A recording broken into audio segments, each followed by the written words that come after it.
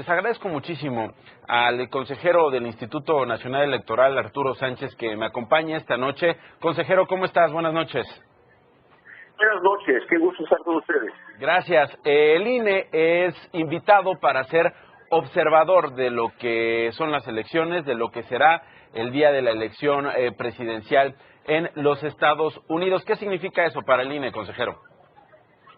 A ver, estamos aquí, el consejero presidente, el consejero Andrade, la consejera Galindo y un servidor, porque se están tocando en esta elección temas que no se habían mencionado en otros procesos electorales.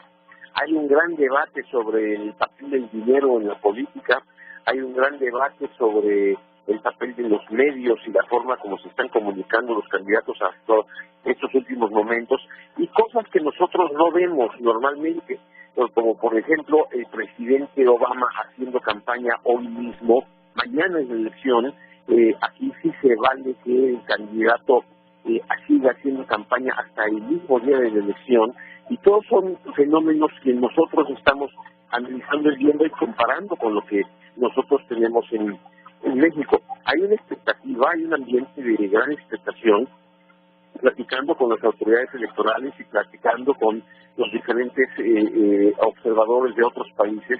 Lo que vemos es una situación de una incertidumbre democrática muy creciente.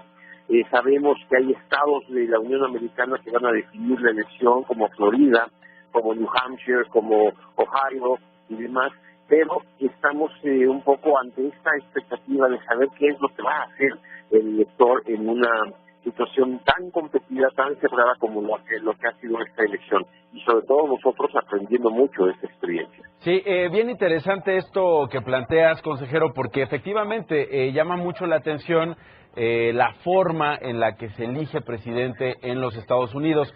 De entrada, pues estos dos niveles en la elección, que es los votos electorales, los votos populares, pero pues desde lo más básico, allá votan en martes, allá los candidatos, efectivamente, como dices tú, consejero, pues el presidente en turno, si es de tu partido, pues te apoya, estará contigo, la primera dama jugará un papel determinante en tu campaña, en el envío de mensajes, en la emoción que causa entre los electores, y además también un tema que tiene que ver con el dinero, porque los fondos con los que se financian estas campañas, en buena medida o en gran medida vienen de la iniciativa privada, pues, o de privados que donan desde alguna cantidad menor hasta varios miles de dólares, ¿no?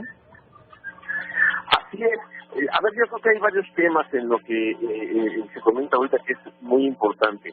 En primer lugar, sí, las reglas acá son completamente diferentes. Para empezar, no es una elección como la conocemos en México de cada elector significa un voto. Aquí cada elector significa un voto para su estado, y el partido que gana en un estado automáticamente le traslada al partido ganador un número determinado de electores. Es por eso que tenemos un total de 538 posibles electores, que hace que en cada estado de la Unión Americana lo importante es ganar la entidad del estado mismo para que sus votos se vayan a favor del candidato del partido que gane. Y esto es una cosa que no conocemos así en México, y es por eso que ahorita estamos viendo cómo se mueven las encuestas, dependiendo de cómo se inclina o no la votación en uno o en otro estado. Por ejemplo, Florida tiene 27 electores y va a ser muy importante para quiénes van esos electores, y a diferencia de otros estados como Alaska, que nada más tiene 3, y que pues aunque haya una votación muy grande a por uno u otro, pues solamente valdrá 3 votos el estado de Alaska, por ejemplo. El segundo tema es el tema del dinero. En efecto, hoy tuvimos una reunión muy interesante con Anne Lavelle, que fue presidenta de la FED, que es la organización que se encarga de hacer algo así como la fiscalización de los recursos de los candidatos, y ella nos decía claramente de que, bueno, hay un gran déficit de control en Estados Unidos del dinero que gastan los partidos y los candidatos en una campaña. No tienen un sistema tan sofisticado como el nuestro, pero como aquí está todo basado en la confianza, pues se asume que todos los candidatos van a seguir la ley. Sin embargo, pues lo que estamos viendo es que hay mucho dinero involucrado en las campañas electorales y que tienen un efecto muy claro en el elector, pero bueno, es un tema muy importante. Y el otro, que es finalmente lo que nos importa para el día de mañana, es que, bueno, aquí se va a votar de muchas formas.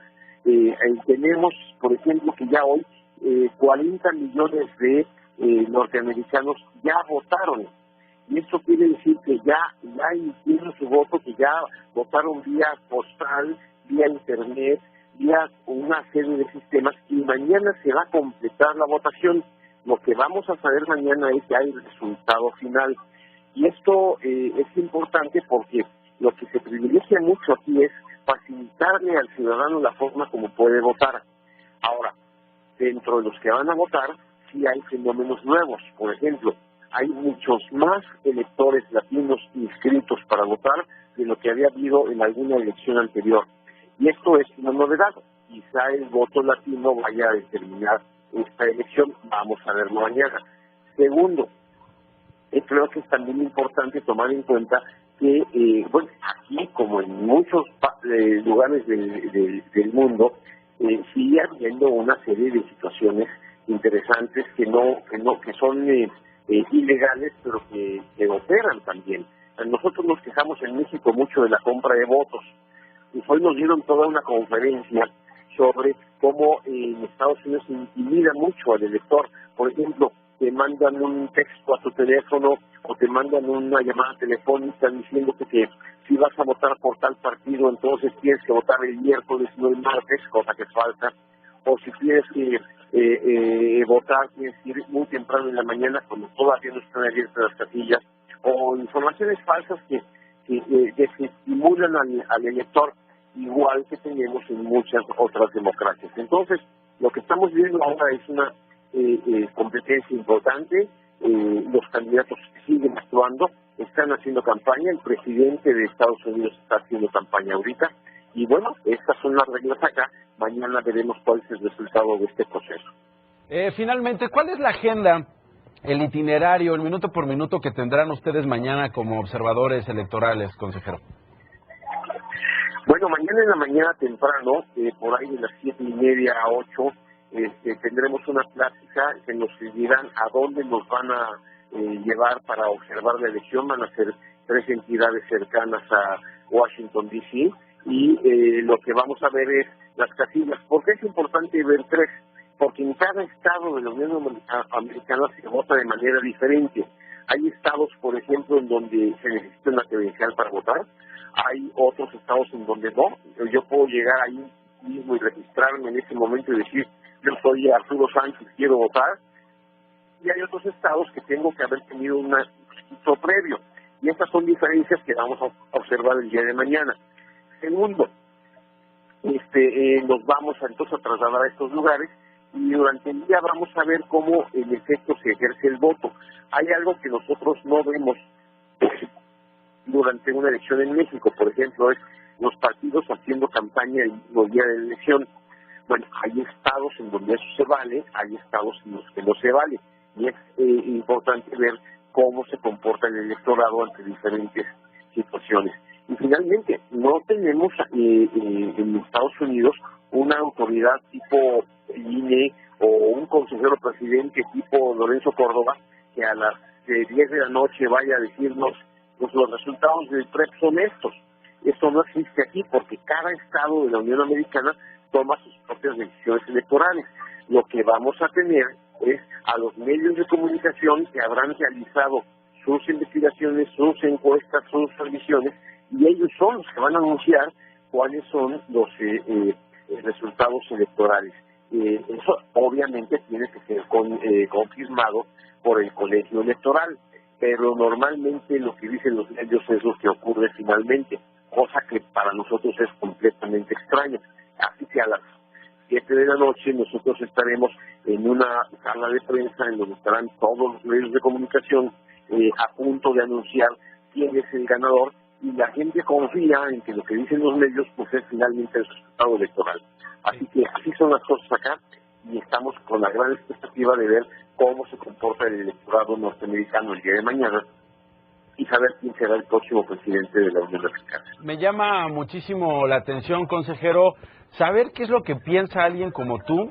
Digo, hay muchas cosas que se parecen digamos, a los procesos electorales en México. Hay cosas que serían impensables, como tú detallabas hace unos minutos, de lo que ocurre en Estados Unidos, que pues no podría ocurrir aquí en México. Pero una última reflexión. 3 familias son las que desde 1989 podrían gobernar la Unión Americana. George Bush padre, Bill Clinton, George Bush hijo, Barack Obama y ahora posiblemente Hillary Clinton. Es decir, los Bush, los Clinton y los Obama. 3 familias que desde 1989 han gobernado la Unión Americana. Bueno, eso es cierto, pero antes de eso también se hablaba del clan Kennedy. Y como sabemos, el presidente Kennedy fue asesinado, pero además su hermano aspiró a la presidencia en algún momento y también fue asesinado. Y hay este tipo de familias que han estado operando en la política en Estados Unidos. Bueno, es la forma como se organizan acá. Los partidos tienen su propia dinámica. Nombrar un candidato a la presidencia en Estados Unidos pasa por un proceso muy complejo de primarias, que lo vimos cuando al principio pensábamos que Trump nunca podría llegar a ser candidato del Partido Republicano y sin embargo sí llegó. Y los Clinton, que bueno, finalmente ya están ahí, ya fue presidente Bill Clinton y ahora su esposa busca hacerlo. Ahora, lo que tenemos aquí es entonces una composición de los partidos y del pueblo norteamericano que busca tener ciertas certezas y ciertas formas de participación que, bueno, es a lo que nos ha llevado. Yo creo que, bueno, obviamente en México eso sería muy poco pensable, muy poco creíble, pero pues ha pasado en América Latina que esposas de expresidentes llegan al poder.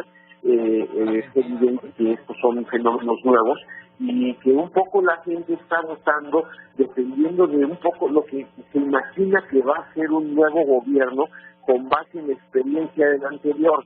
Y eso es lo que no pasa no solamente en Estados Unidos, sino en buenas partes, en varias democracias jóvenes e incluso viejas.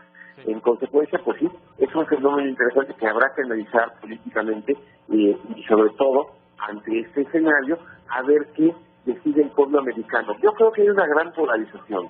Hay quien quiere el cambio, sea quien sea, pero que haya un cambio. La democracia no está resolviendo muchos problemas, pero lo que necesitamos es un cambio. Y hay quien quiere que se queden gobernando gentes que ya sabemos cómo gobiernan, que ya tienen claridad de cómo están operando y cómo operaron en el pasado. Y bueno, eso es el chiste de la democracia, que cada quien puede emitir su voto y en consecuencia pues decidir quién es el siguiente gobernante. Va a ser muy interesante la expectativa de mañana. Yo estoy convencido que va a ser un día histórico, porque gane quien gane, va a pasar algo que no había pasado antes. Si gana Hillary Clinton, quiere decir que por primera vez habrá una mujer en la presidencia de los Estados Unidos de América. Si gana Trump, va a ganar un discurso muy radical, muy contestatario, muy por un tipo de cambio que no sabemos bien a dónde va. Y en consecuencia, pues la población norteamericana se va a polarizar de una manera muy clara. Eso ya ha pasado en otras ocasiones, pero bueno, ese es el reto que tenemos para ver cómo va a votar la ciudadanía de Estados Unidos el día de mañana. Según tu consejero, ¿quién gana mañana? A ver, yo claramente puedo decir que no me correspondería como autoridad electoral decir, pero como no es una elección mexicana, sí creo que Hillary Clinton tiene muchos elementos para ganar. Lo que estamos viendo el día de hoy con las encuestas es que sí se está cerrando mucho la votación, pero no es el número de electores el que va a decidir quién gana. No importa que más de la mitad de la ciudadanía de Estados Unidos vote por Trump o que vote por Hillary.